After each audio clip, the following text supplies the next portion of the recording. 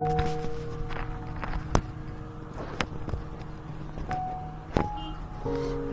शायर की गज़ल से मिलती है रूह को सुकून, दर्दों में टूटे हुए अल्फाजों से मिली तन्हाइयों में, जैसे कोई अंधेरों में रोशनी मिल जाए जुगनू से।